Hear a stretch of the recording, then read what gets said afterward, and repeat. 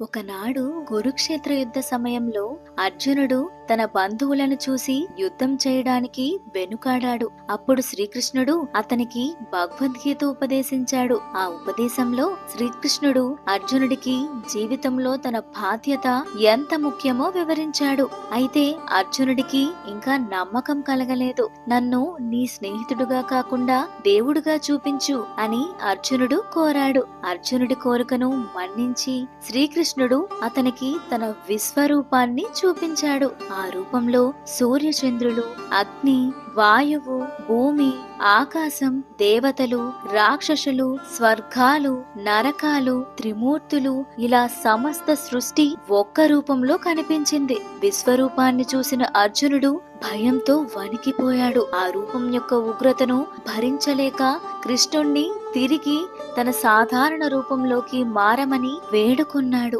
ఈ సంఘటన ద్వారా అర్జునుడికి ఒక విషయం అర్థమైంది. ప్రపంచం మొత్తం ఒకే చైతన్యంలో భాగమని, మనం చేసే ప్రతి పని దైవత్వంలో ఒక భాగమని తెలుసుకున్నాడు. తాను చేస్తున్న యుద్ధం కేవలం తన బంధువులతో కాదు, అధర్మానికి వ్యతిరేకంగా ధర్మస్థాపన కోసమని గ్రహించి ధైర్యంతో యుద్ధం చేశాడు. నీతి ఏంటంటే మన భయాలు, సంశయాలు మనల్ని ముందుకు వెళ్లకుండా ఆపుతాయి. ఒక్కసారి మనం మన బాధ్యతను, లక్ష్యాన్ని నమ్మితే దైవిక శక్తి మనతోనే ఉంటుంది. మనం పడే కష్టం, చేసే పని ఒక పెద్ద ప్రణాళికలో భాగమని తెలుసుకోవాలి.